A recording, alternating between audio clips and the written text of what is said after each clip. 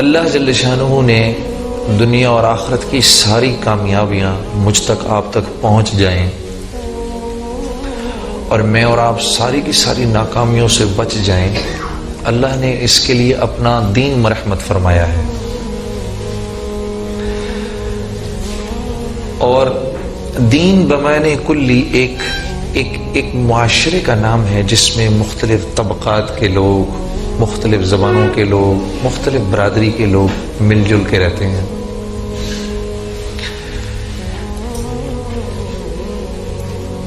انسان کو اللہ نے اختلاف رائے دی ہے، اختلاف رائے انسان کے اندر موجود ہے۔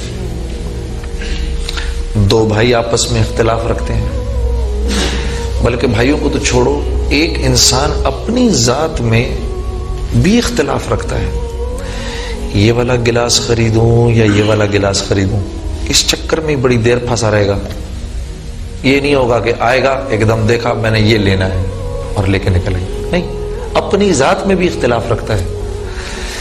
تو اختلاف رکھنا کوئی غیر فطری بات نہیں ہے، لیکن دین اللہ نے دیا ہے کہ یہ مختلف لوگ جو مختلف قسم کی رائے رکھتے ہیں، یہ کیسے ایک ہو کر ایک معاشرے میں رہیں اور وہ معاشرہ جو ہے وہ سرسبز و شاداب بھی ہو۔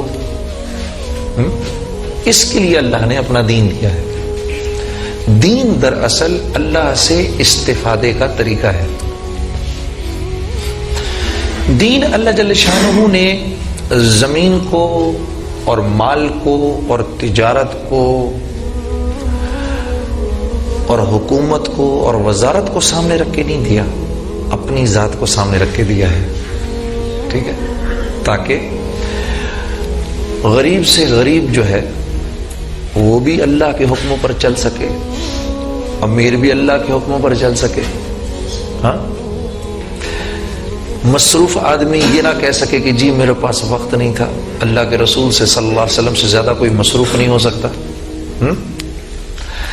امور خانہ داری میں پھنسا ہوا آدمی یہ نہ کہہ سکے کہ جی میں کیونکہ بیوی بچوں میں پھنسا ہوا تھا میں اس لیے نہیں کر سکا۔ آپ صلی اللہ علیہ وسلم کی تو 9 ازواج مطہرات تھیں، سب کو پورا وقت دیتے تھے، ان کے تمام حقوق پورے کرتے تھے، وہاں پر ان کا ناک نقفے کا بندوبست کرتے تھے، سب کچھ کرتے تھے، اس کے باوجود دین کا کام کرتے تھے۔ حکومت والے کل یہ نہ کہہ سکے بھائی میں حکومت میں پھنسا ہوا تھا میں اس لیے اللہ کے حکموں کو پورا نہیں کر سکا۔ اللہ کے رسول نے حکومت بھی کر کے دکھائی۔ فوجی یہ نہ کہہ سکے کہ بھائی میں اللہ کے حکموں پر نہیں چل سکتا تھا۔ اللہ کے رسول نے 19 غزوات کے اندر سپہ سالاری بھی کر کے دکھائی۔ تاجر یہ نہ کہہ سکے کہ بھائی میں نہیں کر سکتا تھا۔ اللہ کے رسول نے تجارت بھی کر کے دکھائی، اس میں اللہ کے حکموں کو پورا بھی کر کے دکھایا۔ پھر صحابہ کرام نے جن میں کہ جو 10 عشرہ مبشرہ تھے ان میں 9 تو تاجر تھے، جی حضرت عبد الرحمن بن عوف تو تاجر الرحمن کہلایا کرتے تھے۔ حضرت عمر رضی اللہ تعالیٰ عنہ نے ان کو منع فرمایا تھا تم ادھار کبھی نہ دینا، جی ہم تو وہ حضرت عبد الرحمن بن عوف اتنی دیر کا بھی ادھار نہیں دیتے۔ اگر کوئی کہتا تھا جی یہ میں لے کے جا رہا ہوں گھر سے پیسے لے کر آ رہا ہوں، وہ کہتے تھے اس کو ادھر ہی چھوڑ کے جاؤ، پہلے پیسے لے کر آؤ پھر اس کو اٹھا کے لے کے جاؤ۔ تو زراعت والوں میں بھی ہیں۔ تو اللہ جل شانہ نے ہر شکل کے اندر اپنے حکموں پر عمل کرنا ہمارے لیے آسان رکھا ہے، اپنے حکموں پر۔ اچھا، اللہ کے حکم کو توڑ کے زندگی گزارنا۔ کل پرسوں میں اسٹوڈیو گیا ہوا تھا کیونکہ میں نعتوں کی نئی البم ریکارڈ کر رہا ہوں۔ تو وہ جو میرا ریکارڈسٹ تھا اس نے مجھ سے جب میں جانے لگا کہا جنید بھائی آپ سے بڑی ضروری بات کرنی ہے۔ میں نے کہا ہاں بولو۔ کہتے ہیں میں یہ گانے بجانے کا کام چھوڑنا چاہتا ہوں۔ میں نے کہا الحمدللہ الحمدللہ۔ کیوں؟ کہا کہ بس مجھے لگتا ہے یہ کام ٹھیک نہیں۔